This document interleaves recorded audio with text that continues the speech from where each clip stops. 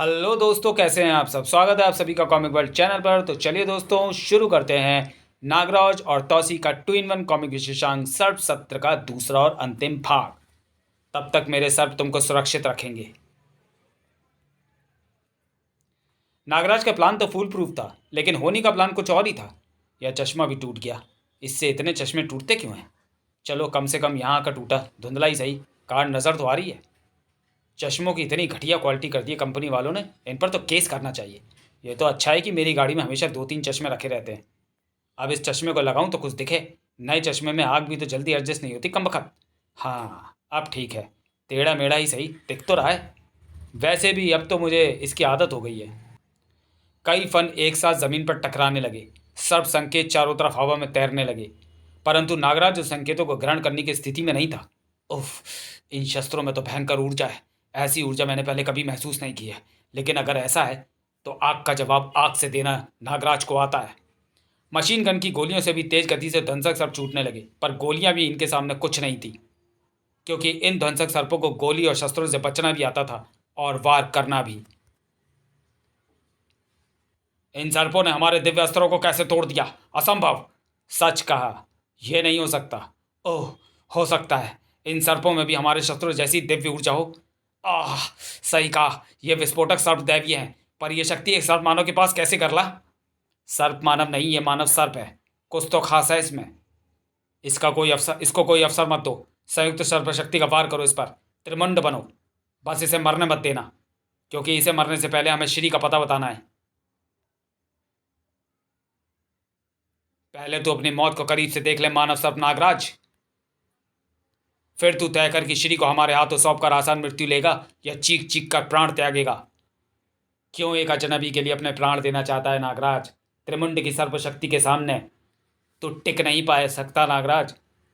पर यह क्या? असंभव। त्रिमुंड की शक्ति पूरी मानव बस्तियों को खिलौने की तरह उठा सकती है, और तूने उसे खुद एक खिलौने की तरह उछाल कर पटक दिया। अद्भुत। अब मैं स्वयं निपटूंगी तुझसे।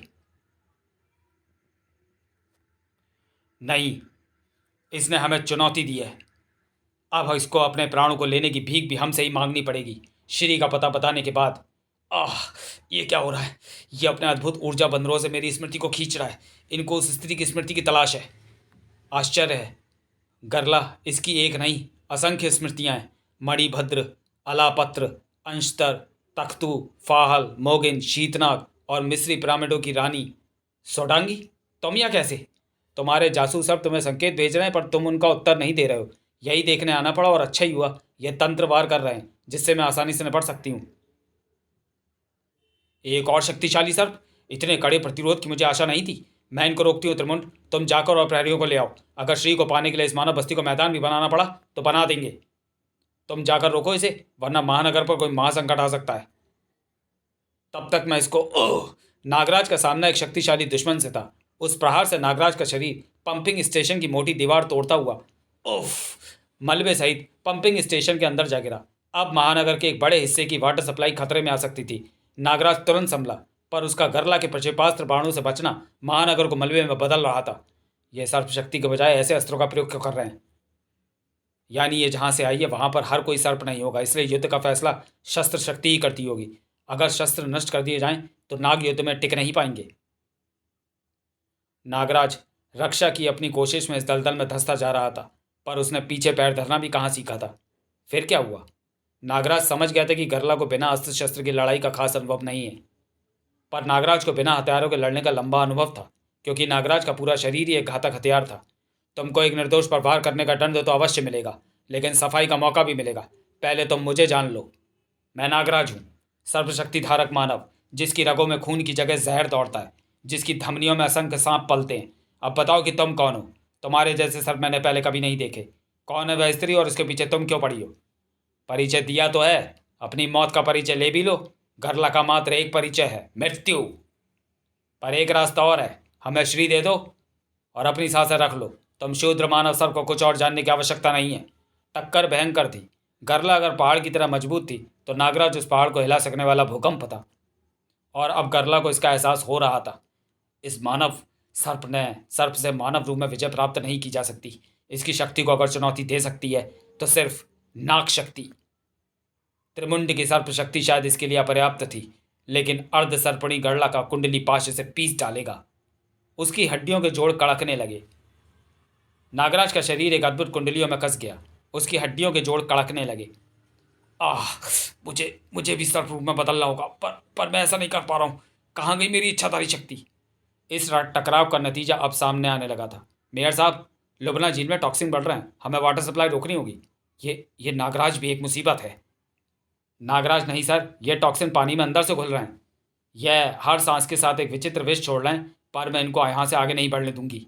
इनके फेफड़ों में ज़्यादा हवा नहीं बची है अब। ओह, ये पूर्ण रूप में बदल रहे हैं, पूर्ण सर्प रूप में बदल रहे हैं। मेरी पकड़ से छूट रहे हैं और मुझे पलट कर जकड़ रहे हैं।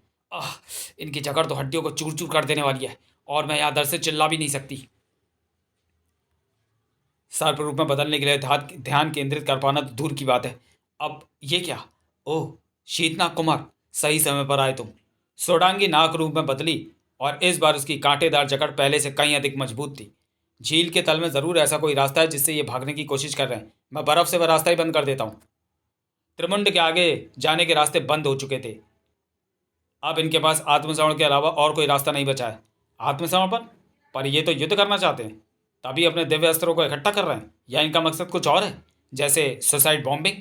शीतनाग कुमार को सही ख्याल तो आया था, पर बस थोड़ी देर से आया था। झील में त्रिमुंड का विष घुलता चला गया, और इस धमाके ने पानी के साथ साथ सोडांगी और शीतनाग कुमार को भी सैकड़ों फीट ऊपर उछाल दिया। सोडांगी, शीतनाग, ये नहीं हो सकता, ये तो मृत हो चुके हैं। नागराज, त्रिमुंड ने दिव्यास्त्रों से इन्हें उड़ा दिया है, पर तू भाग्यवान है, अभी भी श्री का पता बता दे। इतनी बड़ी बातें? तेरी उस कुंडली को खोलना लाखों सर्पों की शक्ति वाले मेरे शरीर के लिए मामूली बात है। उफ! नागराज ने अपनी पूरी सर्प शक्ति लगाई, लेकिन आवाज़ कहीं और से ही आई। आह! नागराज का कंधा उतर गया था। कंधा गया। अब तेरी गर्दन की बारी है, और तेरे पास बोल पाने का यह आखिरी मौका है। बता, कहाँ है श्री? मैं बताऊंगा नहीं, चाहे मर जाऊं, पर क्या तू ये जानने के लिए अपनी जान दे सकती है? यह तो मरने पर उतारू हो गया, पर आत्महत्या क्यों करना चाहता है ये? गरला का शरीर नागराज के साथ झील की गहराइयों में डूबता चला गया। नागराज का ऐसा कोई इरादा नहीं था। अरे, मेरी दुम खिंच रही है, दबाव प्रचंड है। ये नागमानव ऐसा दबाव कैसे पैदा कर पा रहा है? ये दबाव मैं नहीं, इस पंपिंग स्टेशन का भीषण पंप पैदा कर रहा है। अब मैं तुमको एक मौका देता हूँ, अपने बारे में सब सच बता दो तो मैं तुमको बचा लूँगा। अरे अद्भुत, ये तो नाग संकेतों से बात कर रहा है। पता नहीं ये किस पंप चीज़ की बात कर रहा है, पर अभी इसकी बात मानने का अभिनय करना होगा। पर होनी को कुछ और मंजूर था। सर, मेन सक्शन पाइप में कुछ क्लॉगिंग हो रही है। वहाँ टूट फूट हुई है ना, कोई मलबा अटक रहा होगा। सक्शन पावर 20% बढ़ा दो। सक्शन बढ़ा, और गरला का शरीर मोटे पाइप में खिंचता चला गया। गरला और उसकी प्यारी सेना की आवाज़ हमेशा के लिए शांत हो गई। फिर जब नागराज श्री को ढूंढने गया तो वहाँ पर कोई कार नहीं थी। श्री लापता हो गई थी, और अब तक लापता है। नागराज घायल शीतनाग और सोडांगी को लेकर मेरे पास आ गया। विस्फोट का मुख्य प्रहार सोडांगी ने झेला था, उसकी हालत तुम देख ही रहे हो। और शीतनाग? वह घायल था। वह घायल था, पर ठीक था। शायद उसके रुद्राक्ष की चमत्कारी शक्ति ने उसे विष के प्रकोप से तो बचा लिया था, परंतु उसकी स्मृति को रुद्राक्ष नहीं बचा पाया। शीतनाग कुमार को इस घटना का कुछ भी याद नहीं है। इसका कारण हमारी समझ से बाहर है। समझा, इसलिए वह इतने दिनों से अजीब सा व्यवहार कर रहा था। लेकिन नागराज ने फिर क्या किया? नागराज को अगले दिन थोड़ी कमजोरी महसूस हुई तो वह समझ गया कि गरला का विष उस पर प्रभाव डाल रहा है। वह अगले ही दिन डॉक्टर करुणाकरन से मिलने स्नेक पार्क चला गया, पर वहां से लौटकर उसने जो बताया उससे हम सबके होश उड़ गए। ऐसा क्या क्या क्या कहा उसने? गरला का विचित्र विष नागराज के शरीर में घुसकर संक्रमण की तरह फैल रहा था। यह संक्रमण नागराज के सूक्ष्म सर्पों को मार रहा था, और नागराज की इच्छाधारी शक्ति उसके शरीर की सुरक्षा में लगने के कारण नागराज सर्प रूप भी धारण नहीं कर पा रहा था। करुणाकरन इस विचित्र विष को समझ नहीं पा रहे थे, इसलिए अब तिल तिल कर मौत की तरफ जाता नागराज खुद महानगर में उस स्त्री को ढूंढता फिर रहा है, क्योंकि अब वही गरला और उसके विष की काट के बारे में बता सकती है। परंतु कुछ समय से महानगर में जो कई नए सर्पों की उपस्थिति के संकेत मिल रहे हैं, वे कौन है? क्या वे गरला के साथी हैं जो गुप्त रूप से श्री को ढूंढ रहे हैं? हो सकता है। यह भी हो सकता है कि अभी जिस स्त्री के लिए तुम किसी नागराज की आकृति से लड़े वही श्री हो। वह स्त्री दिखती कैसी थी? ऐसी। ये तुम्हें पक्का यकीन है? हाँ, यही था, यही थी। और ये है भारतीय एक्सक्लूसिव चैनल की exclusive breaking news. High court की सीनियर एडवोकेट वेडी तिरुमल्ला लापता हैं। उनको सीसीटीवी में मेट्रो से उतरते तो देखा गया, पर वे अपने घर नहीं पहुंची। पुलिस छानबीन में जुटी है। ये तो कौन है ये? ये वही एडवोकेट है जो नागराज को महानगर के लिए खतरा बताकर उसको महानगर से निकालने का केस लड़ रही है। मुझे भी नोटिस आया हुआ है, पर तिरुमल्ला तुमको नहीं मिली, घर नहीं पहुंची, तो ये गई कहाँ? आह, कैसा खराब सपना। अरे, ये मेरा घर नहीं है, उस सांप का है क्या? कहाँ हूं मैं?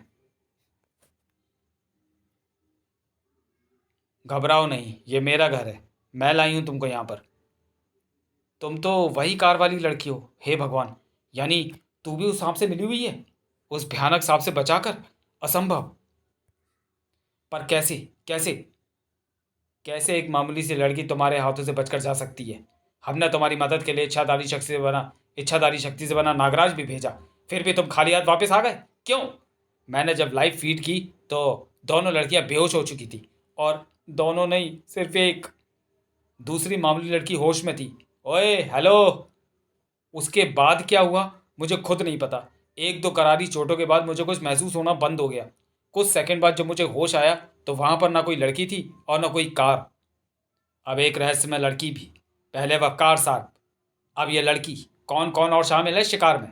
पर वह लड़की तुझे साथ क्यों नहीं ले गई? खैर, तुम पहचान लिए गए हो, तुम्हारा बाहर निकलना खतरनाक हो सकता है। अब कम से कम महीने भर अंदर तहखाने में आराम करो।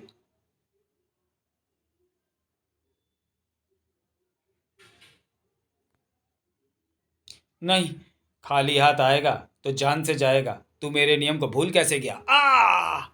और ऊपर, अब ना जाने इस फ्लोर पर ये क्या कहेगा। लगता है मुझे इस आर्टिफिशियल इच्छाधारी पावर क्रिएटर को पाने में कोई इंटरेस्ट नहीं है। लगता है तुझे इस आर्टिफिशियल इच्छाधारी पावर क्रिएटर को पाने में कोई इंटरेस्ट नहीं है मिस किलर। जबकि मैंने तुझे अभी अभी इससे नागराज शेप का डेमो दिया है, तब भी तू उस स्त्री के बगैर मेरे सामने चली आई। यह मुझे चाहिए किसी भी कीमत पर, और मैं लूंगी इसे। तू कौन है ये मैं चाहे ना जानूं, पर उस कैब वाली लड़की को मैं ढूंढ कर रहूंगी, क्योंकि जहां पर बचाने वाला होगा वहीं पर मेरा शिकार होगा। तो मैं तुम्हारा शिकार हूँ क्योंकि तुमने मुझे बांध कर रखा है। टेक्निकली ये किडनैपिंग है, पर क्यों? तुम उस सांप की साथी तो हो नहीं, फिर कौन हो तुम? मैं कौन हूँ ये बाद में जानना, पहले बताओ कि तुम कौन हो मिस तिरुमल्ला।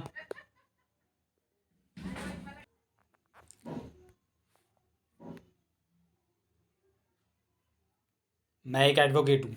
मैंने तुम्हारा कभी कोई केस लड़ा है क्या, जिसका बदला तुम आज निकालना चाहती हो? सारे न्यूज़ चैनल गला फाड़कर यही बता रहे हैं कि तुम एक एडवोकेट हो। तो फिर इस सवाल का क्या मतलब है? मुझे सच जानना है, तुम वह नहीं हो जो दिख रही हो। तुम एक नागिन हो, और तुम नागराज को महानगर से निष्कासित कराना चाहती हो। ओहो, मुझे पता था कि ये मेरे किसी केस के कारण ही है। पर तुम कौन हो? नागराज की रिप्रेजेंटेटिव? मैं बेसरपी हूँ, नागों की रानी। उफनती समुद्री लहरों ने मेरे राज्य को नष्ट कर दिया, परंतु वे लहरें प्राकृतिक नहीं थी, उनमें नाग स्पंदन थे। और मुझे तुझ में वही स्पंदन मिल रहे हैं। यह स्पंदन मिलने के बाद से मैं कई दिनों से तेरा पीछा कर रही थी, परंतु अवसर मुझे कल ही मिला। अब इस राजदंड की शक्ति तुझे सत्य बोलने पर बाध्य कर देगी। बता कौन है तू? मैं तिरुमल्ला के रहस्य खुलने ही वाले थे, और उसका असर दूर तक पड़ने वाला था। गोरखनाथ ने क्या कहा? या वह मिला ही नहीं? और करुणाकरण ने तो पूरी एनालिसिस रिपोर्ट बनाकर तुझे दे ही दी होगी। और वेदाचार, उसने तो वेदाचार मैप पर लोकेशन मार्क कर ही दी होगी। नहीं, वरना मैं तुमको ढूंढने में इतनी मेहनत बर्बाद नहीं करता, और तुम्हारे सामने भी नहीं बैठा होता। बोलो, मेरी मदद करोगे? तुमको उस विचित्र विष का इन्फेक्शन है, तुम्हारे सर्प मर रहे हैं, तुम्हारी इच्छा शक्ति भी तुमको बचा नहीं पा रही है। इसलिए उसका इलाज, यानी उस सर्प स्त्री को ढूंढने के लिए तुम्हें मेरी ज़रूरत है। जिंदा रहने के लिए तुमको आज से 25 साल पहले भी मेरी ज़रूरत थी, और आज भी है। ग्रेटेस्ट स्नेक डिटेक्टिव और वैनम एक्सपर्ट प्रोफेसर नागमणि की। करूँगा, मैं करूँगा तुम्हारी मदद, बस एक कीमत पर। तुम मुझे फिर से पापा कहोगे? कहोगे तो आओ मेरे साथ। मौत आने से पहले क्यों मरना चाहते हो? गोरखनाथ ने बिगाड़ दिया है तुझे, पर है तो तू मेरा ही बच्चा ना। देख, नया सर्प, कल ही मैंने इसे अपने कलेक्शन में जोड़ा है। कौन है ये? लुबना झील में आने वाला चौथा सर्प। लेकिन इसको पता नहीं था कि मेरे सबमर्सिबल स्नेक कैचर वहाँ पर तैनात हैं। पर जब मैंने इसे स्नेक ब्रेन स्क्रैम्बलर में डाला तो इसका थॉट पैटर्न अलग होने के कारण स्क्रैम्बलर चुनिंदा सीन ही प्रोजेक्ट कर पाया। चली गई, मुझे छोड़कर। असंभव। कहाँ चली गई? धरती पर तौसी। कारण का पता लगाने मैंने गरला और उसके प्रहरियों को उसके पीछे भेजा है। अप्सरा अपने आप मुझे छोड़कर नहीं जा सकती। उसका अपहरण हुआ है। धरती से किसी ने उसके मस्तिष्क को प्रभावित किया है। यह अपहरण है। मैं धरती के शूद्र प्राणियों को मिटा दूंगा। रोको तौसी को। वह धरती के स्नायु स्तंभ केंद्र की तरफ जा रहा है। अब धरती थर थर कांपेगी। तबाही का मंजर देखने को तैयार हो जाओ अपराधी मानवो। यह है धरती का मुख्य स्नायु आधार स्तंभ। इस पर प्रहार करते ही पूरी पृथ्वी ऐसे कांपेगी कि समुद्र के स्थान पर पर्वत बन जाएंगे। तौसी का वह भीषण प्रहार आगे तो बढ़ा, परंतु उस व्यवधान के कारण मुख्य स्नायु स्तंभ से चूक गया। नहीं सम्राट तौसी, तूने मुझे रोकने की घृष्टता कैसे की कालूजन? ना जाने मेरा वार कहाँ लग गया, और ना जाने अब धरती के किस छोटे से बाग में कहर बरसेगा। क्षमा सम्राट, परंतु अगर यह वार सही जगह पर लग जाता तो धरती पर मौजूद हमारी सम्राज्ञी भी खतरे में पड़ जाती। तुमको गरला की प्रतीक्षा करनी ही होगी। तौसी, हमें सबसे पहले अप्सरा के यहाँ से जाने का कारण जानना होगा। ऐसा भला क्या कारण हो सकता है? कारण तो पता नहीं, परंतु देवी को अंतिम बार इसके साथ देखा गया था। पढ़ना निवेदन करता है, तुच्छ धरती नाग मानव। असंभव, असंभव। अप्सरा के हृदय में सिर्फ तौसी है, पर यह है कौन? सूचना के अनुसार धरती के संचार माध्यम इसको नागराज कह रहे थे। अब कल यही संचार माध्यम इसकी शोक सभा का प्रसारण करेंगे। नहीं तौसी, सच्चाई जाने बगैर तुम यहाँ से हिलोगे भी नहीं। जैसा आप कहें नाग बाबा, परंतु मैं अधिक प्रतीक्षा नहीं कर सकता। बस यहीं पर मेमोरी फीड इंटरप्ट हो गई। मेरे हाथ नागराज को मसलने के लिए मचल रहे हैं। मैं शिकर। अब मैं अंदाज़ा तो लगा सकता हूँ कि वह सर्प स्त्री कहाँ से आई है, लेकिन इस समय वह कहाँ है यह जानने में मुझे कोई मदद नहीं मिली। मैंने पूरा पेड़ दिखा दिया और तुम अभी भी ये काम ढूंढ रहे हो। वह स्त्री जहाँ से आई है वही जवाब ढूंढने जाओ, नहीं तो अपनी बची कुची सांसें भी उस सर्प स्त्री को महानगर में ढूंढने में खर्च कर दोगे। अगर तुम समझ ही गए हो तो ये किस स्थान से आई है, तो वहाँ पहुँचने का रास्ता भी तलाश कर सकते हो। और एक बार वहाँ पहुँच गए तो इस तौसी से तुमको तुम्हारे सारे जवाब मिल जाएंगे। चुनाव तुमको करना है। उस स्त्री की तलाश में इधर उधर घूमना व्यर्थ है। ये सही है, पर अगर मैं पाताल जाऊंगा तो सिर्फ इस तौसी को रोकने जाऊंगा। अगर यह तौसी पृथ्वी पर आ गया तो इसकी एक गलत फहमी की वजह से महाविनाश फैलेगा और हर मरने वाली की मौत मेरे सिर पर होगी। नागराज धूमकेतु की तरह धरती का सीना चीरता हुआ पाताल तक पहुंचेगा और फिर या तो तौसी के पैर रुकेंगे या उसके पैर नहीं रहेंगे। मुझे धरती पर जाना है। अब मैं नहीं रोक सकता। रुका तो अपनी अप्सरा के वियोग में प्राण त्याग दूंगा। इससे तो अच्छा होगा कि मैं धरती वासियों को ही मार दूं, जिनके कारण यह अनहोनी हुई है। अप्सरा, तू क्यों गई? इसका जवाब लेने तौसी धरती पर ज्वालामुखी के लावे की तरह उठकर आ रहा है। फिर या तो तू मुझे मिलेगी या धरती वासियों को मिलेगी एक भयानक मौत। एक महाटकराव की नींव तैयार हो गई है, लेकिन क्या मौत की तरफ बढ़ता नागराज पाताल लोक तक पहुंच पाएगा, या फिर तौसी धरती पर आकर विनाश फैला देगा? इन फुफकारते सवालों का जवाब लेकर आ रहा है सर्प सत्र का द्वितीय चरण, सर्प द्वंद। अगर अप्सरा न मिली तो सर्प शक्ति धारक तौसी के क्रोध का लावा पाताल से उठकर तुम सबको खाक कर देगा। सतह के कीड़ों, पाताल हमेशा की सतह के अंदर रहता है तौसी, ऊपर नहीं। रुक जा, वरना नागराज के कहर का सागर तेरे लावे के साथ तुझको भी लील जाएगा। आज पाताल धरती को निगल जाएगा, या धरती पाताल को उसकी असली जगह पहुंचा देगी, या दोनों का ही अस्तित्व संकट में आ जाएगा। जब होगा धरती और पाताल के सर्पों का सर्प द्वंद। शीघ्र आ रहा है राज कॉमिक्स बाय मनोज गुप्ता में नागराज और तौसी का ये विस्फोटक विशेषांक। तो चलिए दोस्तों, मिलेंगे सर्प द्वंद में। तब तक के लिए धन्यवाद।